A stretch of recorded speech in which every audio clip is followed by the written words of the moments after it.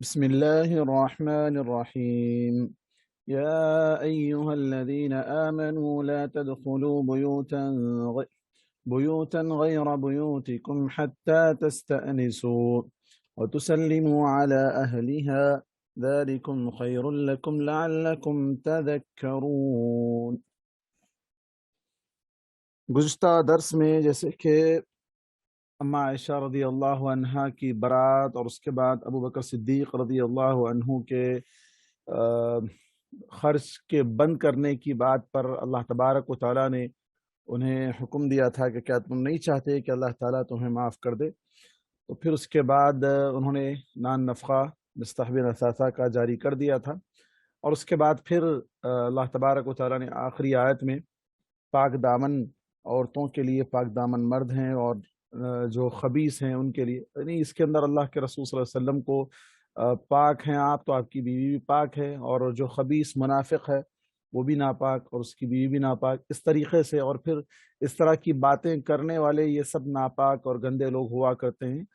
اس کے بعد جو زنا کی سزا اور جو زنا کے احکامات شروع میں بتلائے گئے، اس کے بعد یہاں سے ان اسباب کا تذکرہ کیا جا رہا ہے جو زنا تک پہنچنے میں معاون ہوتے ہیں، زنا تک پہنچنے میں ایک سپورٹ کرنے والی چیزیں ہیں، تو ان تمام چیزوں پر روک لگا دی جائے، ان تمام چیزوں پر ہی پہلے سے پابندی لگا دی جائے تاکہ انسان اس انجام تک نہ پہنچ پائے، یا اسی طرح کوئی شخص کسی کے گھر میں نہ جائے تاکہ کہیں ایسا نہ ہو کہ زنا کی تہمت اس پر نہ لگ جائے، اگرچہ کہ وہ زنا نہ کیا ہو لیکن اس پر زنا کی تہمت بھی نہ لگ جائے، یعنی عزتیں محفوظ ہو، نسلیں محفوظ ہوں، جان محفوظ ہو، مال محفوظ ہو۔ یہ سب چیزیں ہوگی جب اسلام کے مطابق زندگی گزاریں گے، اسلام جیسے احکامات بتلاتا ہے ویسے چلیں گے تو عزت بھی بچے گی، جان بھی بچے گی،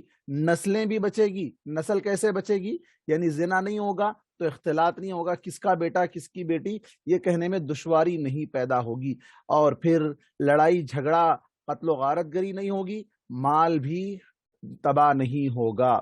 تو اس طریقے سے ان عوامل کو جو زنا تک پہنچانے والے ہیں اس کو روک لگائی گئی اس پر، اور سب سے پہلے اس آیت میں، آیت نمبر 27 میں اللہ تبارک و تعالیٰ نے کہا، اے ایمان والو اپنے گھروں کے علاوہ دوسروں کے گھروں میں داخل نہ ہونا۔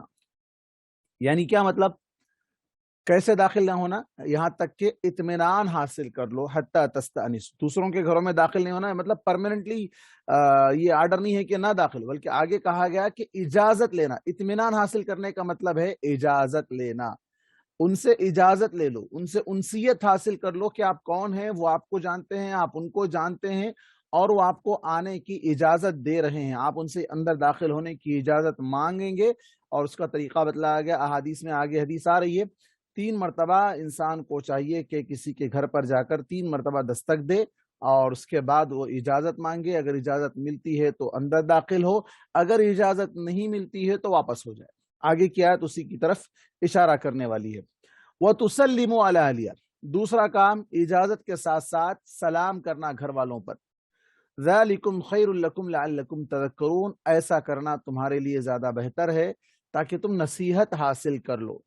اب اس آیت میں اللہ تبارک و تعالیٰ نے بیوتن کہا، بیوتن کا معنی ہے نکرہ ہے لفظ، کوئی بھی گھر، کسی کا بھی گھر، کسی کا بھی گھر ہو، چاہے رشتہ دار ہو، غیر رشتہ دار ہو، دوست ہو، کوئی بھی ہو، جس کے پاس بھی آپ جانا چاہتے ہیں، جو آپ کا گھر نہیں ہے، غیر بیوتکم، آپ کا گھر نہیں ہے، دوسروں کا گھر ہے، تو اس میں اجازت لے کر سلام کر کے جانا ہے۔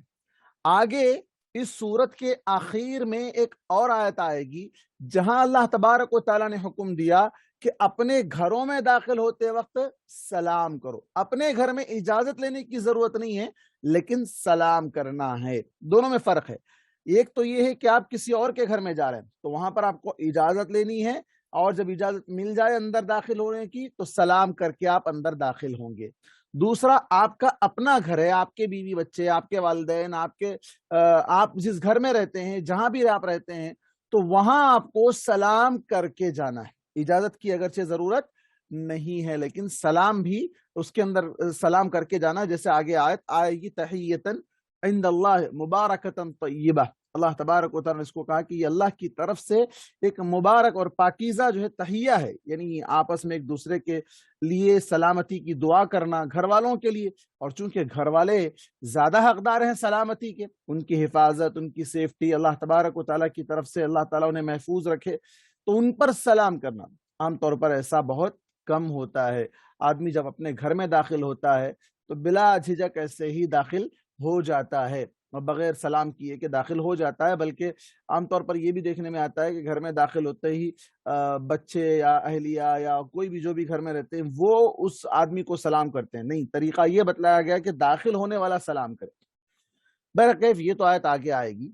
اب اس آیت میں جو حکم اس طرح دیا گیا سلام کرنے کا، اس کے کئی ایک فوائد بھی بتلائے گئے، جیسے کہ پہلا فائدہ یہ ہے کہ کسی کو بھی پاک دامن مرد اور عورت دونوں کو زنا سے متہم کرنے کی حرمت۔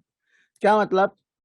اگر کوئی آدمی بغیر اجازت گھر میں داخل ہو گیا یا کوئی عورت بغیر اجازت کسی کے گھر میں داخل ہو گئی تو پھر ہو سکتا ہے اس پر زنا کی تہمت لگ جائے، تو زنا کی تہمت سے بچانے کے لیے، اس کے دامن کو پاک رکھنے کے لیے اللہ نے حکم دیا کہ اجازت لے کر داخل ہونا، دونوں کی حفاظت، اور پھر اس کے بعد بغیر اجازت داخل ہونے سے اس لیے بھی منع کیا گیا تاکہ مردوں اور عورتوں کے ناجائز اختلاط کو روکا جا سکے۔ ناجائز اختلاط یعنی آپس میں ملنا جلنا، عام طور پر جو باڑے کے کرائے کے گھر ہوتے ہیں، اور ہمارے پاس حیدرآباد میں تو بہت کم ہے، بعض علاقوں میں ہوا کرتے ہیں، لیکن بامبے وغیرہ اور دیگر علاقوں میں آپ دیکھیں گے کہ ایک ہی بلڈنگ میں بالکل ایسے رہتے ہیں لوگ جیسے ایک ہی خاندان کے ہیں، بلکہ بسا اوقات یہاں پر کمی بالکل مہنگائی ہے اور گھر چھوٹے چھوٹے ہوتے ہیں، ایک روم میں گزارا کرتے ہیں، جس طرح ممبئی وغیرہ کے لوگ کرتے ہیں عام طور پر، تو وہاں پر ان ساری چیزوں کو اہمیت نہیں دی جاتی ہے، سب ایسے رہتے ہیں، سب یہ بھی آتا ہے وہ بھی جاتے ہیں، سب ایک دوسرے کے ساتھ مل جل کر رہتے ہیں۔ یہ مل جل کر رہنا دیکھنے میں اچھا لگتا ہے، لیکن انجام کے اعتبار سے بہت برا ہے۔ انجام کے اعتبار سے دیکھنے میں اچھے لگنے کا مطلب یہ ہے کہ لوگ دیکھیں گے کہ بھائی کتنی محبت ہے، کتنی الفت ہے، یہ محبت ناجائز محبت ہے، یہ الفت ناجائز الفت ہے، جس کو اسلام میں جائز قرار نہیں دیا گیا ہے۔ پردے کے احکامات بھی آگے کی آیتوں میں آ رہے ہیں کہ پردہ کن کن سے کرنا ہے، کیسے کرنا ہے پردہ، اس کی بھی وضاحت آگے آئے گی۔ اور تیسرا فائدہ یہ بتلایا گیا کہ بسا اوقات آدمی اپنے گھر میں ایسی حالت میں ہوتا ہے کہ کوئی نہیں چاہتا کہ دوسرا اس حال میں اسے دیکھ لے، یہاں تک کہ بسا اوقات آدمی مطلب یہ کہ انر ویئر پر رہتا ہے یا جو ہے کپڑے دھو رہا ہے یا کچھ بھی، چاہے مرد ہو یا عورت ہو، بسا اوقات گھر کے عام لباس ایسے ہوتے ہیں کہ اس میں وہ فری محسوس کرتے ہیں، اور اس ٹائم پر کوئی دوسرے شخص کو یا کوئی یہاں تک کہ اپنی اولاد کو بھی بسا اوقات آنا پسند نہیں کرتے ہیں۔ تو پھر ایسی صورت میں اجازت لینے کا فائدہ یہ ہوگا کہ جب اجازت مانگی جائے گی تو وہ اپنی حالت درست کر لیں گے، اپنے کپڑے سنوار لیں گے، اپنے آپ کو سیٹ کر لیں گے، پھر اس کے بعد اجازت دیں گے۔ بغیر اجازت کے ایسے ہی کوئی اندر چلا گیا تو پھر ہو سکتا ہے بے پردگی ہو اور انسان پر ناگوار گزرے، بھائی ایسی حالت میں تم مجھے دیکھ لیے، تو پھر یہ کوئی بھی اخلاقی اور سماجی برائیاں جنم لے سکتی ہیں، مطلب بد اخلاقی ہو سکتی ہے، بے حیائی کا ارتکاب ہو سکتا ہے۔ ان تمام خرابیوں کو روکنے کے لیے، سد باب مطلب روکنا، ان تمام خرابیوں کو روکنے کے لیے کسی کے گھر میں بغیر اجازت داخل ہونے کو ممنوع قرار دیا گیا۔ اب آج کے دور میں کیسے اجازت لی جاتی ہے؟ بیل لگا دی گئی ہے۔ بیل کا مطلب ہی اجازت لینا ہے۔ جب انسان بیل مارتا ہے گھر پہ جا کر، جو ہے جب بیل ہوتی ہے تو اندازہ ہوتا ہے گھر والوں کو کہ کوئی آیا ہے اور گھر کے اندر آنا چاہتا ہے۔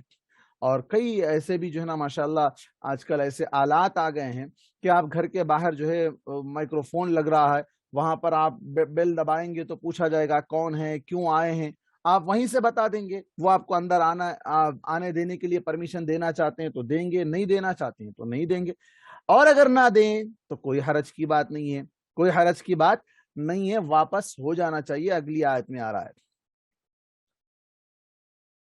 اس کے بعد آگے اللہ تبارک و تعالیٰ نے کہا فَإِن لَمْ تَجِدُوا فِيهَا أَحَدًا فَلَا تَدْخُلُوهَا حَتَّى يُؤْذَنَ لَكُمْ وَإِن قِيلَ لَكُمُ ارْجِعُوا فَارْجِعُوا هُوَ أَزْكَى لَكُمْ وَاللَّهُ بِمَا تَعْمَلُونَ عَلِيمٌ۔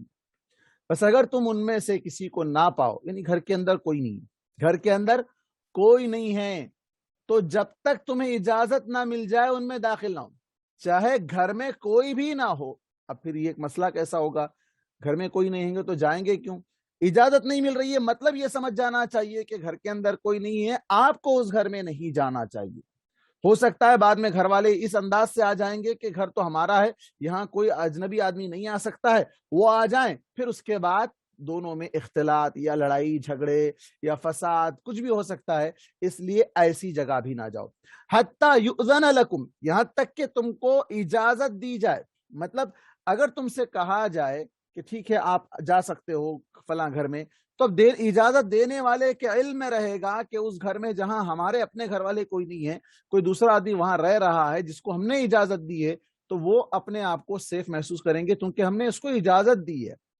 اور دوسرا اس کے بعد قانون یہ بتلایا گیا وَإِن قِيلَ لَكُمْ ارْجِعُوا، گھر میں لوگ ہیں، آپ نے اجازت مانگی ہے، آپ سے کہا گیا واپس چلے جاؤ، نو پرمیشن، آپ کو پرمیشن نہیں دیا جا رہا ہے انٹری کا، ارجعوا، اللہ کا حکم ہے واپس ہو جاؤ، اللہ کہہ رہا ہے واپس چلے جاؤ، تم سے کہا گیا فرجعوا، تو پھر واپس چلے جاؤ، ہوا ازکا لکم، یہی تمہارے لیے پاکیزہ ہے۔ ہاں میں اب داخل ہو کے رہوں گا، بعض لوگ تو ایسا آ کے ٹہل جاتے ہیں، بل پہ بل مارتے ہیں، جیسے چندے والے ہیں، مانگنے والے ہیں، اور اسی طرح بہت سے لوگ جو نئے نئے کمپنیوں کے آفر یہ وہ لوگوں کو بیوقوف بنا کر لوٹ لیتے ہیں، اور لوگوں کو جو ہے نا کچھ ایسا اسپرے مار کر پورا گھر کا سامان پورا لوٹ کر چلے جاتے ہیں، زبردستی گھر میں داخل ہو جاتے ہیں، ایسے بہت سے ہیں جو فراڈ کرتے ہیں۔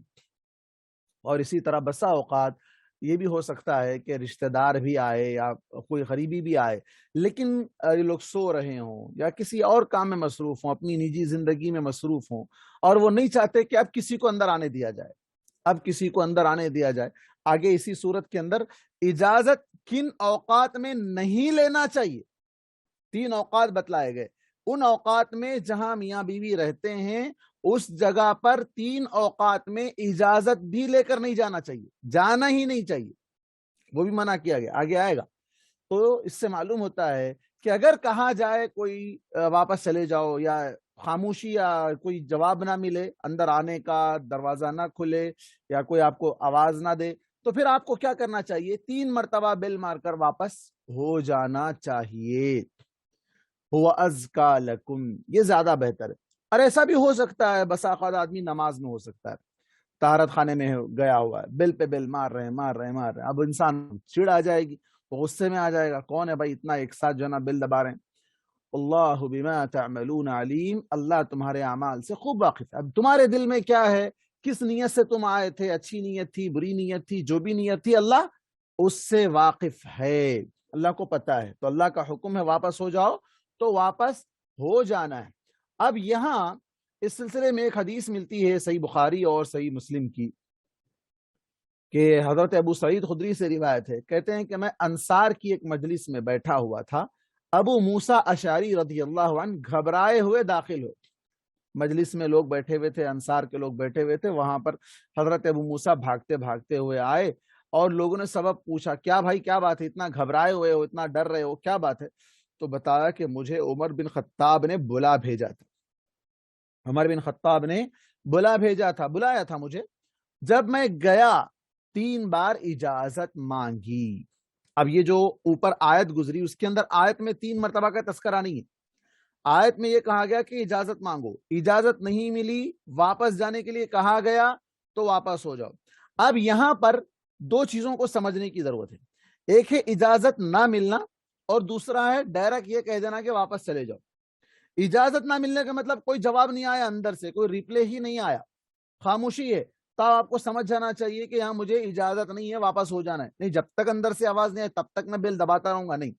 تو یہاں اس سے ہمیں حدیث سے وضاحت ہوتی ہے، حضرت عمر بن خطاب بلا بھیجتے ہیں، حضرت ابو موسیٰ اشعری ان کے گھر جاتے ہیں، 3 مرتبہ اجازت مانگتے ہیں، لیکن اجازت نہ ملی تو میں واپس چلا گیا، اجازت نہیں ملی واپس آ گیا۔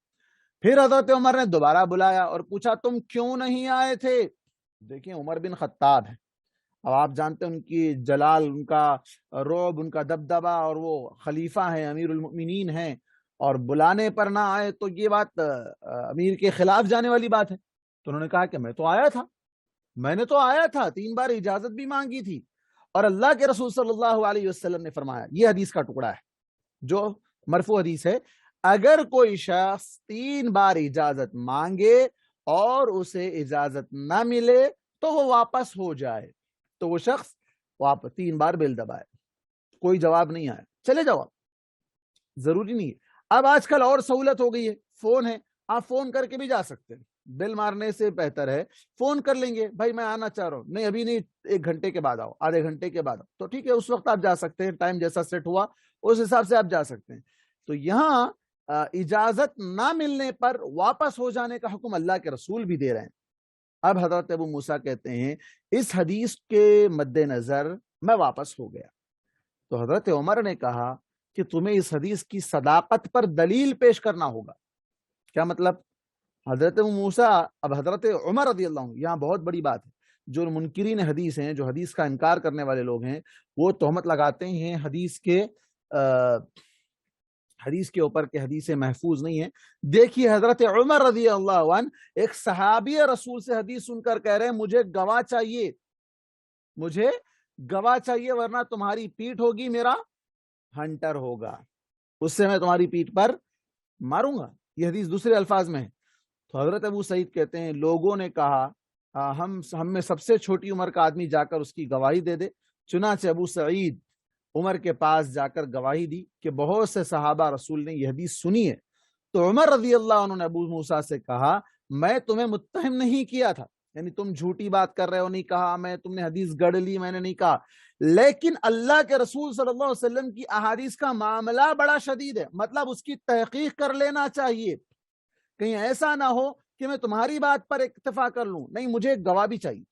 تو حضرت ابو سعید خدری جاتے ہیں اور جا کر گواہی دیتے ہیں کہ ہاں یہ حدیث میں نے بھی سنی ہے اور بھی کئی صحابہ نے سنی ہے۔ تو حدیث کی تحقیق، حدیث کی چھان بین کس نے سنی، کب سنی، ساری تحقیق ہے صحابہ کے دور سے ہی ہے۔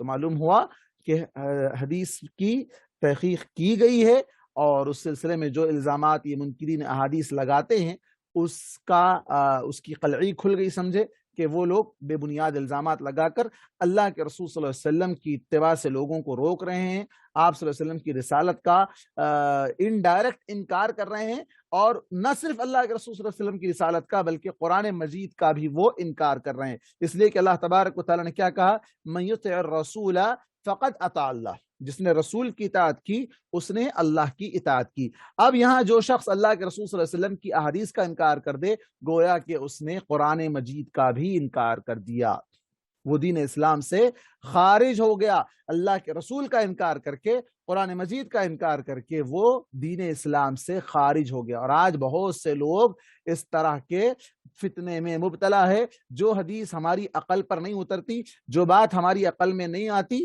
اس کا انکار کر دو۔ تو یہ جو طریقہ آج لوگوں نے اپنایا ہوا ہے اس سے مسلمانوں کو بچنا چاہیے۔ اب یہاں آپ دیکھیں حضرت ابو سعید خدری رضی اللہ عنہ کا جو حضرت ابو موسیٰ اشعری رضی اللہ عنہ کا جو عمل تھا، وہ عمل کیسا تھا؟ فوراً حدیث پر عمل کی، یہ نہیں دیکھا کہ چلو اور 2 بار دیکھتے ہیں، آواز لگا کرنی۔ اللہ کے رسول نے کہا 3 مرتبہ اجازت لو اور اس کے بعد واپس ہو جاؤ، واپس ہو گئے۔ اور معاملہ کس کا تھا؟ حضرت عمر رضی اللہ عنہ کا۔ تو یہ ایک طریقہ اس حدیث کے اندر بتلایا گیا۔ اس کے بعد ایک دوسری حدیث ہے اسی سلسلے میں، صحیحین کی، صحیحین سے مراد صحیح بخاری اور صحیح مسلم اور دیگر کتابوں میں بھی ہے احادیث کی۔ سہل بن سعد رضی اللہ عنہ سے مروی ہے، ایک آدمی نے مٹی کا ایک ڈھیلے سے اپنا سر کھجاتے ہوئے رسول اللہ صلی اللہ علیہ وسلم کے کمرے کے طاق سے جھانکا، جھانکنے کی بھی اجازت نہیں ہے۔ بعد میں جب آپ کو معلوم ہوا تو فرمایا اگر میں اسی وقت جان جاتا، دیکھیے یہاں بھی اللہ کے رسول غیب نہیں جانتے تھے، اگر غیب جانتے تو آپ فوراً اسی وقت ایکشن لے لیتے۔ آپ کہہ رہے ہیں کہ اگر میں اسی وقت جان جاتا تاکہ جب تم جھانک رہے تھے تو اسی ڈھیلے سے تمہاری آنکھ پھوڑ دیتا۔ صحیح بخاری اور صحیح مسلم کی حدیث ہے، کسی کے گھر میں جھانکے اور اگر اندر سے گھر والا اس جھانکنے والے کی آنکھ پھوڑ دے تو وہ حدر مطلب اس کا بدلہ نہیں دیا جائے گا. حالانکہ حکم کیا ہے؟ اللہ تبارک و تعالیٰ نے سورہ مائدہ کے اندر اس کا تذکرہ کیا، وَكَتَبْنَا عَلَيْهِمْ أَنَّ النَّفْسَ بِالنَّفْسِ وَالْعَيْنَ بِالْعَيْنِ. آنکھ اگر پھوڑی گئی تو اس کے بدلے میں آنکھ پھوڑی جائے، بدلہ وہی ہے. لیکن اس معاملے میں کہا گیا اگر کوئی آدمی کسی کے گھر میں داخل ہونے کی اجازت لیے بغیر اندر سے ٹھہر کر جھانک رہا ہے، دیوار سے جھانک رہا ہے، کھڑکی سے جھانک رہا ہے، آج کل تو کہاں سے لوگ جھانک لیتے ہیں، اور سی سی ٹی وی کیمرے جو نا چوری سے لگا دیتے ہیں، بہت سے چھوٹے چھوٹے کیمرے ہیں جو گھروں میں لگا کر لوگوں کی ریکارڈنگ کر لیتے ہیں. کس طرح کے جو نا گھناؤنی اور جاسوسی والے عمل آج لوگ کر رہے ہیں. تو یہ ساری چیزوں سے انسان کو بچنا چاہیے. تو اللہ کے رسول صلی اللہ علیہ وسلم نے کہا کہ میں اسی ڈھیلے سے تمہاری آنکھ پھوڑ دیتا. کسی گھر میں داخلے کی اجازت کا حکم اسی لیے ہے تاکہ کوئی کسی کے گھر میں نہ جھانکے. اجازت لینے کا حکم کیوں دیا گیا؟ جھانکنا نہیں، پہلے اجازت لینا، اجازت مل گئی تو جانا، نہیں ملی تو واپس چلے جانا. اب بہت سے لوگوں کو لگی رہتی ہے، اوپر سے گیٹ کے اوپر سے جھانکتے ہیں، پھر مختلف انداز سے لوگ اس طرح کی حرکت کرتے ہیں. تو معلوم ہوا کہ کسی کے گھر میں جھانکنا یا بغیر اجازت کے داخل ہونا، یہ دونوں کے دونوں کام منع ہے، یہ دونوں کے دونوں کام منع ہے. اس کے بعد کہا گیا لَيْسَ عَلَيْكُمْ جُنَاحٌ أَن تَدْخُلُوا بُيُوتًا غَيْرَ مَسْكُونَةٍ فِيهَا مَتَاعٌ لَكُمْ وَاللَّهُ يَعْلَمُ مَا تُبْدُونَ وَمَا تَكْتُمُونَ.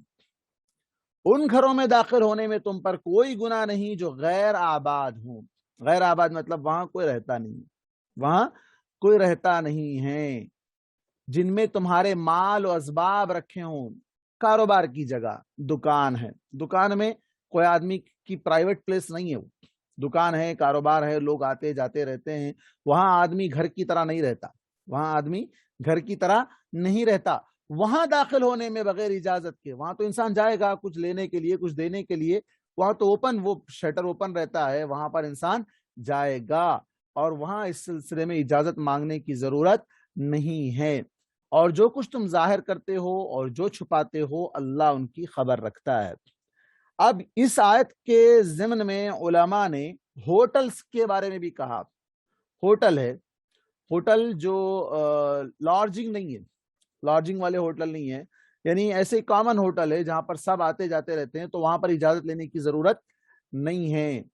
البتہ وہ ہوٹلز جو لارجنگ کے ٹائپ میں، جہاں پر آدمی اپنا ایک کمرہ ریزرو کر لیتا ہے، جہاں اپنی فیملی کے ساتھ رہتا ہے، اس جگہ میں بغیر اجازت کے داخل نہیں ہوں گے. اب وہ اس کا روم جو اس نے اپنے لیے ریزرو کر لیا وہ اس کے گھر کے حکم میں داخل ہے. گویا کہ وہ اپنا گھر سمجھ کر وہاں رہ رہا ہے، 2 دن 4 دن 10 دن جتنے بھی دن کے لیے اس نے بک کروایا ہے. اب گویا کہ وہ نہیں چاہتا کہ اس کے روم میں کوئی اور داخل ہو جائے. تو یہ حکم ہے. تجارتی پلیسز جو بزنس پلیسز ہے وہاں پر انسان بغیر اجازت جا سکتا ہے، الا یہ کہ وہ جگہ ریزرو ہو اور وہاں آدمی نہیں چاہتا کہ کوئی آئے، تو پھر ایسی جگہ پر بھی اجازت لے کر ہی جانا ہوگا، بغیر اجازت کے داخل نہیں ہو سکتے ہیں. اور اس کے بعد آگے اللہ تبارک و تعالیٰ نے کہا قُل لِّلْمُؤْمِنِينَ. بہت بڑا اہم حکم پردے کا قرآن مجید کے اندر جو پردے کا حکم آیا ہے اور بھی کئی مقامات پر آیا ہے، یہاں پر بڑی تفصیل کے ساتھ آیا ہے. اللہ نے کہا قُل لِّلْمُؤْمِنِينَ يَغُضُّوا مِنْ أَبْصَارِهِمْ وَيَحْفَظُوا فُرُوجَهُمْ ذَلِكَ أَزْكَىٰ لَهُمْ إِنَّ اللَّهَ خَبِيرٌ بِمَا يَصْنَعُونَ. اے نبی آپ کہہ دیجئے، اے نبی آپ کہہ دیجئے مومن مردوں سے کہہ دیجئے کہ وہ اپنی نگاہیں نیچی رکھیں، نگاہوں کو جھکا کر رکھیں. کیا مطلب نگاہ نیچی رکھنے کا؟ جب کوئی کیا کہتے ہیں غیر محرم عورت پر نظر پڑ جائے فوراً نگاہ جھکا لے، نگاہ وہاں سے ہٹا لے. حدیث میں آگے حدیث آ رہی ہے، حضرت علی رضی اللہ عنہ کی، غالباً یہاں پر ہے، صحیح مسلم کی حدیث ہے، اچانک کسی اجنبی عورت پر اگر نظر پڑ جانے کے بارے میں اللہ کے نبی صلی اللہ علیہ وسلم سے پوچھا گیا تو آپ نے کہا نظر پھیر لو. اور حضرت علی سے اللہ کے رسول صلی اللہ علیہ وسلم نے کہا تھا اے علی ایک نظر کے بعد دوسری نظر نہ ڈالو، پہلی نظر تو معاف ہو جائے گی لیکن دوسری نظر کی تمہیں اجازت نہیں. کیا مطلب ہے؟ اچانک ایک مرتبہ نظر پڑ گئی، اب پھر پلٹ کر اسے نہیں دیکھنا ہے. ایک ہی مرتبہ نظر پڑ گئی ہے پلٹ جاؤ, نگاہ پھیر لو. نگاہوں کو نیچی رکھنے کا یہ معنی ہے. ایک مرتبہ نظر پڑ گئی تو پھر نظر نہیں ڈالیں اور اپنی شرمگاہوں کی حفاظت کریں. نگاہ اور شرمگاہ ان دونوں کا بڑا گہرا تعلق. جب نگاہیں لگاتار کنٹینیوسلی کسی عورت کی طرف یا کسی عورت کی مرد کی طرف, جو آپس میں دونوں کے لیے حرام ہے ایک دوسرے کو دیکھنا, اگر وہ آپس میں ایک دوسرے کو دیکھتے ہیں, یا پھر اس کے بعد نگاہوں سے ملنے سے, پھر جیسے کسی صوفی نے کہا تھا جب نگاہیں ملتی ہیں تو دل مل جاتے ہیں, پھر جب دل ملتے ہیں تو شرمگاہیں بھی مل سکتی ہیں. تو یہ اگرچہ کہ ان کا اپنا ایک تجزیہ ہے, ان کی اپنی بات ہے, لیکن آج کل تو اللہ رحم کرے بے حیائی کا بہت ہی بڑا فتنہ عام ہے, جہاں انسان بے حیائی کے اس دلدل سے نکلنے کے لیے آج اس کے لیے بہت سے چیلنجز ہے. تو ان میں اس کے لیے اسلامی تعلیمات یہ ہیں کہ وہ اپنی نگاہوں کو نیچی رکھیں. نگاہ پڑ گئی ہٹا لو فوراً وہاں سے, پھر مت دیکھو دوسری مرتبہ پلٹ کر اس طرف مت دیکھو, چاہے مرد ہو چاہے عورت ہو. عورتوں کے بارے میں بھی آگے اسپیشل الگ سے احکام اللہ تبارک و تعالیٰ نے پردے کے تفصیل سے بیان کیا ہے. قرآن مجید کے احکامات کی اکثریت اگر آپ دیکھیں گے, اکثر احکامات ایسے ہیں جس میں یا ایھا الذین آمنوا یا اس طرح کے احکامات دیے گئے کہ جس میں مرد و خواتین دونوں کو شامل کیا گیا, دونوں کو ایک ساتھ شامل کیا گیا. جیسے بھی اوپر گزرا یا ایھا الذین آمنوا لا تدخلوا بیوتا, کہ اے ایمان والو کسی کے گھر میں داخل نہ. اب اس میں مرد بھی اور عورت بھی دونوں کے لیے وہی حکم ہے, دونوں کے لیے وہی حکم ہے, صرف مردوں کے لیے حکم نہیں ہے, عورتوں کے لیے بھی وہی حکم ہے. لیکن یہ مسئلہ پردے کا اس سے بڑا سنگین ہے, اس لیے اللہ تبارک و تعالیٰ نے اس کو الگ سے ذکر کیا, مردوں کا الگ عورتوں کا الگ, دونوں کے احکامات کو تفصیل سے الگ الگ ذکر کیا ہے. عام طور پر خواتین نقاب پہن لیتی ہیں یا برقع وغیرہ پہن لیتی ہیں, اسکارف لگا لیتی ہیں, یہ سمجھتی ہیں کہ ہم تو پردے میں ہیں, اب ہماری نگاہوں سے ہم جس کو چاہے دیکھیں. تو یہ بھی غلط ہے. ان کے لیے بھی یہی حکم ہے, نگاہوں کو نیچے رکھنا ہے, کسی کو نہیں دیکھنا ہے. اور اس کے بعد آگے اللہ نے کہا کہ ایسا کرنا ان کے لیے زیادہ بہتر ہے, بے شک وہ لوگ جو کچھ کرتے ہیں اللہ اس سے پوری طرح باخبر ہے. اب انسان نگاہیں جھکا رہا ہے, نہیں جھکا رہا ہے, کیا کر رہا ہے, اس کے دل میں کیا چل رہا ہے, ان سب سے اللہ تعالیٰ اچھی طرح واقف ہے. اللہ کو سب علم ہے. اب ایسا اوقات انسان کو پتہ نہیں چلتا, انسان سمجھتا ہے کہ سامنے والے تو کوئی نہیں دیکھ رہے, میں دیکھ رہا ہوں. تو نہیں, اللہ دیکھ رہا ہے, اللہ کو پتا ہے آپ کس طریقے سے دیکھ رہے ہیں. اللہ تبارک و تعالیٰ نے دوسرے مقام پر کہا یعلم خائنۃ الاعین وما تخفی الصدور, اللہ تعالیٰ نگاہوں کی چوری کو بھی پہچانتا ہے.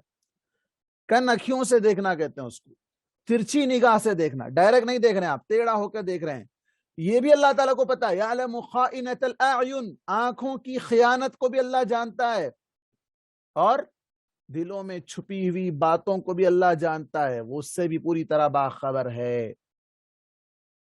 یہ حکم اس لیے دیا گیا تاکہ لوگوں کی عزتیں محفوظ ہوں, اور اس سلسلے میں حضرت امام ابن قیم رحمہ اللہ انہوں نے 10 فوائد بیان کیے. نگاہ نیچی رکھنے کے فائدے کیا ہیں, نگاہ نیچی رکھنے کے فوائد کیا ہیں, جن کا خلاصہ یہاں پر پیش کیا گیا کہ سب سے پہلے اللہ کے فرمان کی اطاعت. پہلا فائدہ کیا ہے, اللہ کا حکم ہے نہیں دیکھنا, نہیں دیکھیں. دوسرا, زہر آلود تیر کا اثر دل تک نہیں پہنچتا. زہر آلود تیر سے کیا مراد ہے, یعنی نگاہیں اس قدر زہر آلود ہوتی ہیں کہ اس کا اثر ڈائریکٹ دل پر پہنچتا ہے, ڈائریکٹ دل پر پہنچتا ہے. وہی بات ہوئی جو ابھی میں نے کہا, کسی نے کہا تھا کہ نگاہیں جب ملتی ہیں تو دل مل جاتے ہیں, تو ڈائریکٹ اس کا اثر دل پر پہنچتا ہے. تو جب انسان نگاہ جھکا لے گا تو دل پر کوئی اثر نہیں ہوگا, دل پر کوئی اثر نہیں ہوگا. اور پھر اللہ تعالیٰ سے انس و محبت بڑھتی ہے. مطلب اللہ تعالیٰ کا حکم ہے, اللہ نے حکم دیا ہے, اللہ دیکھ رہا ہے, ہم اگر دیکھیں گے تو پھر اللہ تعالیٰ کے پاس ہم کیا جواب دیں گے, تو اللہ تعالیٰ سے قرب حاصل ہوتا ہے, دل کو قوت اور فرحت حاصل ہوتی ہے. ہاں, اب یہ لوگ جو بے حیائی میں مبتلا ہیں ان کو اسی چیز سے فرحت خوشی حاصل ہوتی ہے. لیکن جو لوگ اللہ کے حکم کے مطابق اپنی نگاہوں کو جھکا لیتے ہیں ان کو اندر سے جو خوشی اور جو طاقت ملتی ہے اور جو دل کو نور حاصل ہوتا ہے اور مومن کی عقل و فراست بڑھتی ہے. مومن کو اللہ تعالیٰ عقل دیا ہے، اس کی عقل میں اضافہ ہوتا ہے. مطلب یہ ہے کہ وہ سمجھداری کے کام کرتا ہے، اور جب انسان کی نگاہیں بہک جاتی ہیں تو انسان کی عقل پر پردہ پڑ جاتا ہے. انسان کی عقل پر پردہ پڑ جاتا ہے، وہ بےہودہ حرکتیں کرنا شروع کر دیتا ہے. دل کو ثبات اور شجاعت حاصل ہوتی ہے. دل تک شیطان کے پہنچنے کا راستہ بند ہو جاتا ہے. شیطان کو اب راستہ نہیں ملے گا دل میں آ کے وسوسہ ڈالنے کے لیے. اب شیطان کے لیے وہاں کوئی چانس نہیں ہے. اب دل مطمئن ہو کر مفید اور کارآمد باتیں سوچتا ہے. اب جب وسوسے نہیں آئیں گے تو اچھی باتیں دل میں آئیں گی. اگر وسوسے آنا شروع ہو جائیں گے تو پھر بےہودہ باتیں، کس طریقے سے اس سے بات کروں، کس سے اس سے بات شروع کی جائے، کیسے اس تک پہنچا جائے، کیسے اس کی تعریف کی جائے، کیسے اس کو اپنے جال میں پھانسا جائے، یہ سارے وسوسے شیطان دل میں پیدا کرتا رہتا ہے. اگر شیطان کا راستہ بند کر دیا جائے، نظر کو پھیر لیا جائے، تب پھر کیا ہوگا؟ شیطان وسوسے نہیں ڈالے گا. شیطان کسی قسم سے بھی، کسی بھی چال سے آپ کو گمراہ نہیں کر سکے گا. اور آپ صلی اللہ علیہ وسلم نے کیا کہا تھا ایک اور حدیث میں کہ عورت جب گھر سے باہر نکلتی ہے، بے پردہ اگر گھر سے باہر نکلتی ہے تو وہ شیطان ہے. وہ شیطان کی ایک رسی آپ نے کہا ایک حدیث میں. تو معلوم ہوتا ہے کہ یہ شیطانی حرکتیں، یہ شیطانی ہتھ کنڈے ہیں. اور عام طور پر آپ دیکھیں گے جتنے پرانے زمانے میں جو مسلمانوں میں اور صلیبی جنگیں ہوا کرتی تھی عیسائیوں کے ساتھ، جو بڑی بڑی جنگیں لڑی گئی صلاح الدین ایوبی کے دور میں، اس زمانے میں وہ لوگ دیکھتے تھے کہ مسلمانوں میں آخر ایسی کون سی چیز ہے کہ جس کی وجہ سے لوگ ہار نہیں رہے ہیں، یہ لوگ ہمیشہ کامیاب ہو رہے ہیں. تو دیکھا گیا دو چیزیں ان کے اندر پائی جاتی ہیں: دن میں سیام، رات میں قیام. کیا مطلب؟ دن میں روزہ رکھتے ہیں، رات میں تہجد کی نماز پڑھتے ہیں. تب ان کو کیسے پھیرا جائے، ان کو اس مقام سے کیسے ہٹایا جا سکے؟ تو اس زمانے میں کرسچنوں نے یہ حربہ اپنایا، یہ چال چلی کہ ان کی خوبصورت لڑکیوں کو انہوں نے مسلمان نوجوانوں کے سامنے گھمانا پھرانا شروع کیا، تاکہ یہ ان کی باتوں میں آ کر، ان کے چال میں، ان کی جال میں پھنس کر وہ میدان چھوڑ دے. اور ویسا ہی ہوا، بعد میں وہی حرکت ہوئی. پھر اس کے بعد جیتی ہوئی جنگ بھی ہارنا پڑا. بہرکیف یہ فوائد ہیں جو امام ابن قیم رحمہ اللہ نے یہاں پر ذکر کیا. اور آخری ایک اور فائدہ یہاں پر انہوں نے ذکر کیا کہ نظر اور دل کا بڑا قریبی تعلق ہے. نظر اور دل کا بڑا قریبی تعلق ہے، اور دونوں کے درمیان کا راستہ بہت مختصر ہے. کیا بات بتائی انہوں نے؟ دل سے لے کے آنکھ تک کا جو ڈسٹنس ہے بہت چھوٹا ہے. بہت جلدی وہ ڈسٹنس، فاصلہ طے کر لیا جا سکتا ہے. نگاہ سے ڈائریکٹ اس کے دل میں وہ چیز اتر جا سکتی ہے. تو اس لیے دل کی اچھائی یا خرابی کا دار و مدار نظر کی اچھائی یا خرابی پر منحصر ہے. نظر خراب ہوگی تو دل خراب ہوگا، نظر اچھی رہے گی تو دل بھی اچھا رہے گا. تو یہ تو مردوں کے تعلق سے احکامات تھے. اور دوسرا جو حکم دیا گیا اس آیت میں، نظر کے ساتھ ساتھ اپنی شرمگاہ کی حفاظت کرو. شرمگاہ یہ اردو کا فصیح لفظ ہے. شرم چھپانے والی جگہ، شرمگاہ چھپانے والی جگہ. اب اس کو آج کے اس دور میں بے حیائی کے ساتھ اس کا اظہار کیا جا رہا ہے. مختلف طریقے سے ایڈز اس پر بنائے جا رہے ہیں. بہت سی چیزیں ہیں، بہت سی چیزیں. اللہ معاف کرے، اللہ ہدایت دے ہمارے لڑکیوں کو اور لڑکوں کو، اللہ تعالیٰ نیک توفیق دے. یہ شرمگاہوں کی حفاظت، اللہ کے نبی صلی اللہ علیہ وسلم نے کیا کہا؟ مجھے دو چیزوں کی گارنٹی دو، میں تمہیں جنت کی گارنٹی دیتا ہوں. دو چیزوں کی گارنٹی دو، میں تمہیں جنت کی گارنٹی دیتا ہوں. کیا کیا ہے؟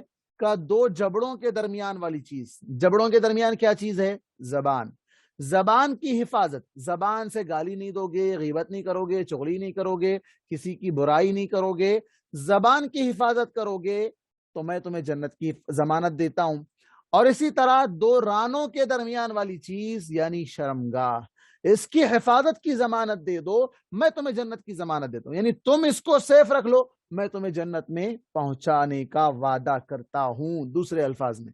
تو یہ शर्मगाह की हिफाजत। अल्लाह तबारक व तआला ने अहले ईमान का सूरह मुमिनून, इस सूरत सूरह नूर से पहले एक सूरत गुजरी है सूरतुल मुमिनून, जिसको हमने नहीं पढ़ा, तफसीर हमने उसकी नहीं की। उसके अंदर अल्लाह तबारक व तआला ने मोमिनों के सिफात तफसील से बयान की। मोमिन नमाजों में खुशू खुजू इख्तियार करने वाले हैं, वो बुराई से जना फिर जाने वाले हैं, और वो ज़कात अदा करने वाले हैं। ये सारी चीज़ों में उसमें एक चीज़ ये भी जिक्र की गई, वल्लज़ीना हुम लिफुरूजिहिम हाफ़िज़ून, अपनी शर्मगाहों की हिफाजत करने वाले हैं, और इल्ला अला अज़वाजिहिम औ मा मलकत ऐमानुहुम, सिवाय बीवियों और लौंडियों के किसी और के सामने अपनी शर्मगाह को जाहिर नहीं करने वाले हैं। तो ये अल्लाह तबारक व तआला की तरफ से अहकामात हैं। दो हुक्म है इसमें, नजर और उसके बाद शर्मगाह, इन दोनों की हिफाजत बहुत जरूरी है। अब तफसील से अहकामात हैं खवातीन के लिए भी। वक़ुल्लिल मुमिनात, ये बड़ी तफसील है, पर्दे के अहकामात भी हैं। तकरीबन अभी इसका तफसीर का वक्त तो हो चुका है। अब मैं अगर ये शुरू करूं तो फिर शायद इसी में पूरा वक्त चला जाए, फिर फिक़्ह के लिए वक्त नहीं मिलेगा। तो इसको आइंदा दर्स के लिए रख लेते हैं, इसको इंशाअल्लाह आइंदा दर्स के लिए रखेंगे। और बहुत ही अहम है, खास तौर पर बाज ऐसी बातें हैं जो हमारी खवातीन भी नहीं जानती है, बाज ऐसे भी बातें हैं जो आज तक हमारी खवातीन भी नहीं जानती हैं। एक मिसाल देता हूं, चूंकि पूरा दर्स अगर आज ही दे दिया जाए तो फिर वक्त नहीं बचेगा। एक ही मिसाल देता हूं।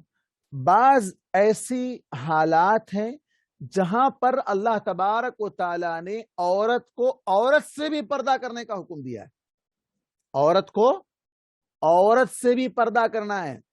अब ये हमारी बाज औरतें नहीं जानती हैं, औरत से क्या पर्दा, औरत का औरत से क्या पर्दा है। औरत औरत के सामने भी अपना चेहरा नहीं खोलेगी, चेहरा भी नहीं खोलेगी। लेकिन आज बहुत चीजें हैं बताने की, खैर वक्त नहीं है। इंशाअल्लाह आइंदा दर्स में तफसीर में इंशाअल्लाह खवातीन से मुताल्लिक और महरम रिश्तेदार पर्दा किन के सामने नहीं है, और नहीं है तो कितना नहीं है, जिसके सामने पर्दा है तो कितना है, और जिसके सामने नहीं है तो पर्दा कितना नहीं है, इस पर तफसील से गुफ्तगू होगी इंशाअल्लाह ताला।